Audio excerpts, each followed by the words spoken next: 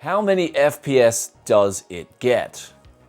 Does what get? The human eye, which is apparently 24 FPS, or this PC that I'm selling? And if it is this PC that I'm selling, what game, what resolution are we talking about here? Because FPS is going to vary greatly depending on which game you are playing and at what resolution. So today on the channel here, we're going to talk about the most common mistakes or questions that buyers ask when they're buying a PC, and how you can avoid asking those questions, or if you're a seller, what you can do to reply. Let's get into it.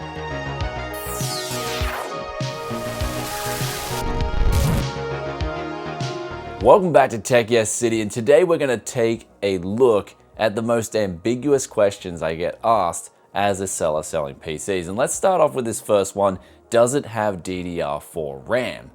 And if you don't know if it has DDR4 RAM or not, the easiest way to tell is to Google the motherboard. And it should say which memory is supported on that motherboard. Say for instance, an X370 motherboard, that's going to support DDR4 RAM.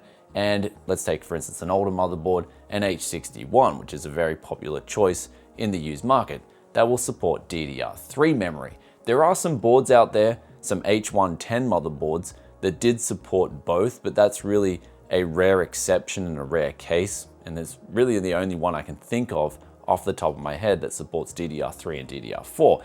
But if you are concerned as a buyer, and that's the most thing you're concerned about, if the PC has DDR4 RAM or not, then you're clearly doing it wrong. When it comes to buying a gaming PC, the first two things you should look for are the CPU and the GPU, because if either one of these is really bad, then you're going to get a terrible gaming experience. Next question we've got here, how many FPS in X game? Check YouTube videos. The easiest way to do this is to just type in the graphics card model number and then the game, and you should see some benchmarks coming right up. And if you even type in the settings, you might be lucky, especially if it's a very popular game, you can then get the exact FPS that GPU will give out in that particular title. And this relates back to how many FPS does it get? If you're a seller and the buyer asks you this question, the easiest way to respond is usually just give them the Fortnite FPS numbers, because that's probably what they're looking for. I found when I respond, I just say, okay, for instance, it will get 120 FPS in Fortnite at high settings. Now, of course, if you're a seller, you can try to avoid epic or ultra settings because they really tax your system. And of course, the higher that FPS number, the more likely that PC is going to sell. Next question we've got up here is, does it have Wi-Fi? And this is a really good question because it's a valid one. A lot of people buying PCs want Wi-Fi.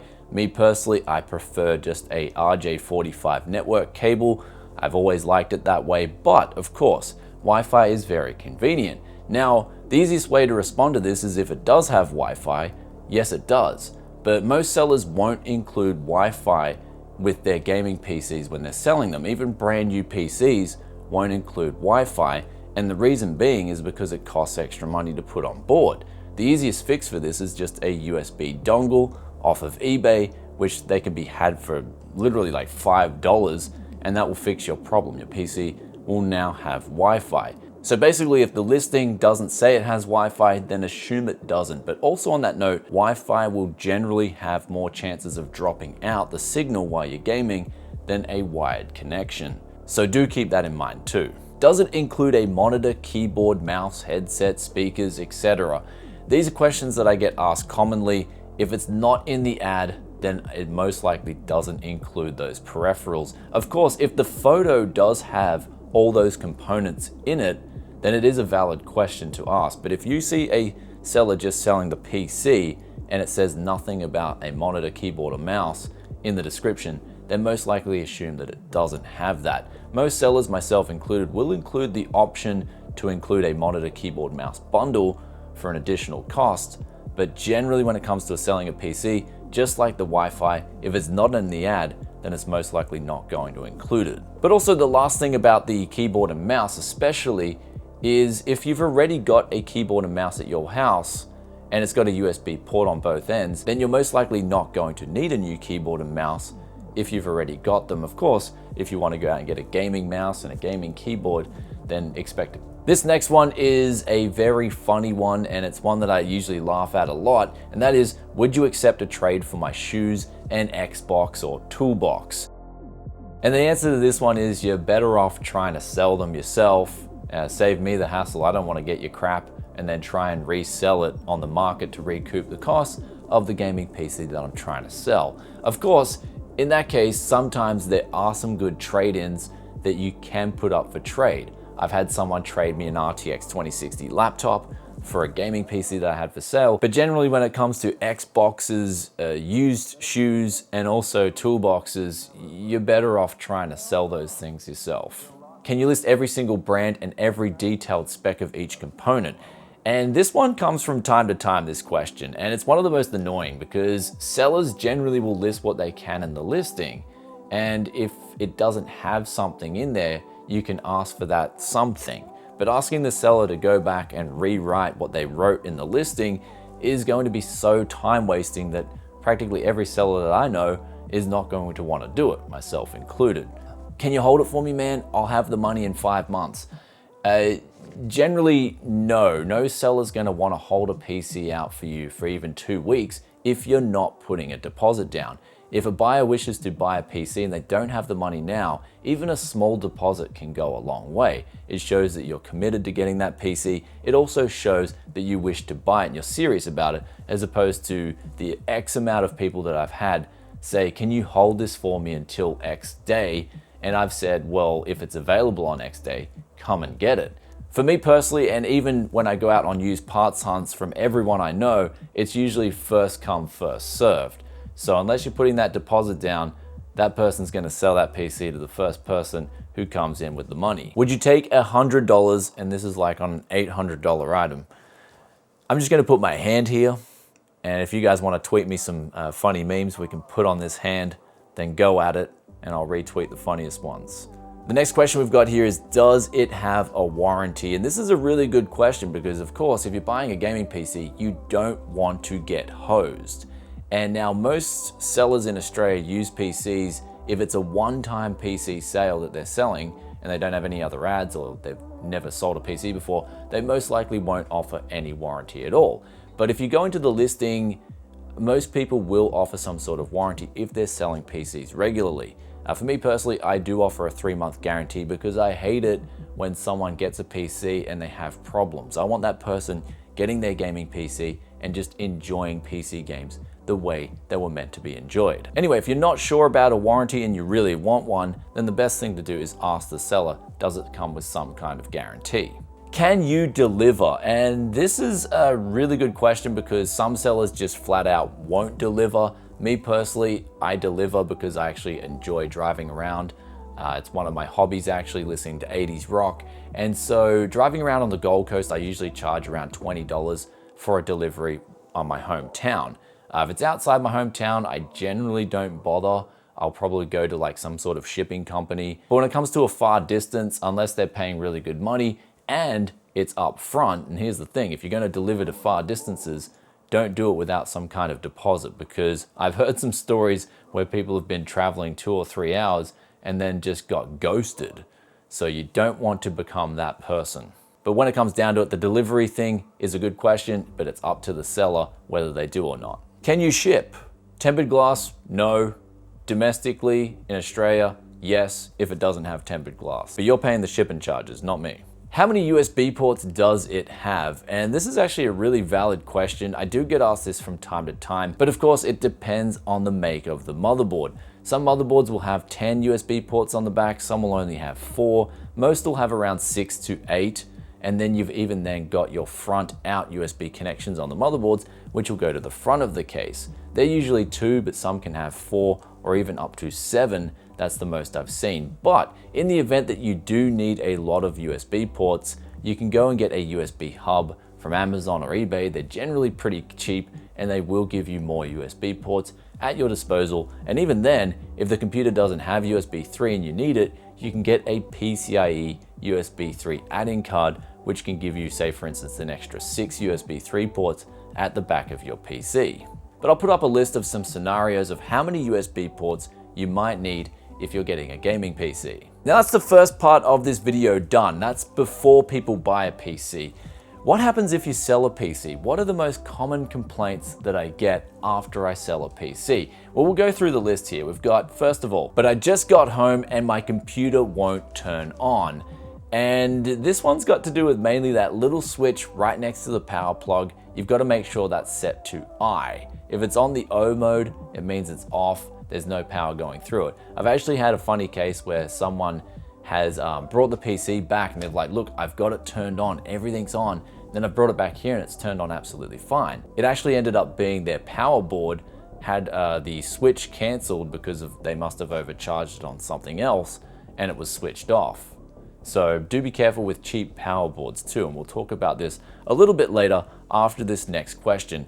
I'm getting FPS a lot lower than this PC should, or you said it would. This one actually has to do, ironically enough, with most people plugging in the HDMI cable or the DVI cable from the motherboard's input-output rather than the graphics card. So all the time I just reply with, can you please turn the PC off and make sure the monitor cable is plugged in from the graphics card, and I send them a little diagram and then they reply, thank you so much, it's all up and running absolutely fine now. But also, if you are a seller and you get asked this thing's not working and you've tried diagnosing a few things, always get them just to send a photo of the problem and then you can work from there. I've found in the past that someone's tried plugging a USB port into a HDMI port, and I told them, look, don't even turn this computer on anymore because you risk blowing out the motherboard. So yeah, there's some weird problems, but they do happen. Next question is, I just got home and there's no signal to my monitor. And this is a really common problem as well. And it's one that I found where I just simply reply, please turn off the computer, make sure everything is plugged in first, and then turn it back on. Because if you then turn a computer on and then try to plug your monitor in after that, sometimes it just won't give out a signal at all until, of course, you turn it down and then turn it back on again. So I have had this question a few times in the past, and the easiest way to reply is just turn it off and on again. But in the rare case that they still get no signal after this, then there may be a faulty DVI cable, for example, or the seller has forgot to downsample the resolution before they've sold it. For instance, I sold a PC where I made this mistake myself. I left the PC on at 4K 60 Hz, and then when the person got to their place, they were getting no signal. And in order to get around this, you have to get to Windows Safe mode, boot the PC in low resolution video mode, and then set your resolution up again. But sometimes the monitor the person's using doesn't automatically change to the signal source. So say for instance, they've put a HDMI cable in and that monitor's set to DVI mode and it doesn't switch automatically, then they're going to get no signal. So in this case, you may wish to tell them to try changing the signal source, or if they still have problems, try plugging it up to another TV or monitor in their home. And the last common problem that we have after sale is this question right here. My computer keeps turning off after playing games for X amount of minutes. And this one is rare, but it's got to do with the fact that I've found in the past that the power supply on that computer is mounted at the bottom of the computer and it's breathing in air through the bottom, and that person's put this PC on thick carpet and that power supply then can't breathe and suck in air. So what happens is the power supply overheats and then it induces the safety protections and the whole system shuts off. So in this case, I asked them straight away, is the PC on carpet? And I've got replies in the past, yes, it's on carpet. I say, can you take it off carpet immediately and put it on a desk, or even put a cover, a hard cover underneath that PC, and then the PC should work absolutely fine because the power supply can then breathe in air.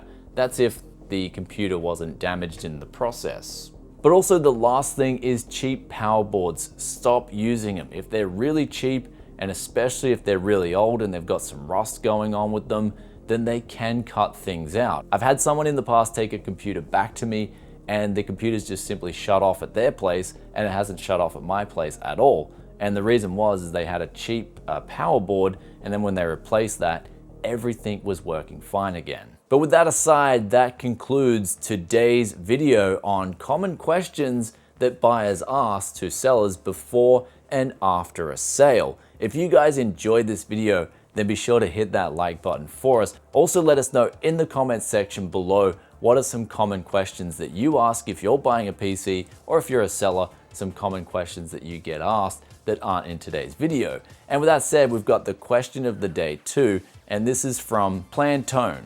And he asks, what is your monitor setup? Well, my main monitor setup at the moment in the background is two 4K 32-inch 60Hz color balanced monitors, and then above that, we've got the Asus ROG 35-inch 100Hz 1440p ultra wide. That one's for gaming. The bottom two are for video editing, since I need the color accuracy so the colors come out on your screen okay. In the past, when I haven't edited on color accurate monitors, I've had me looking like a lobster on camera, and people have made jokes about it.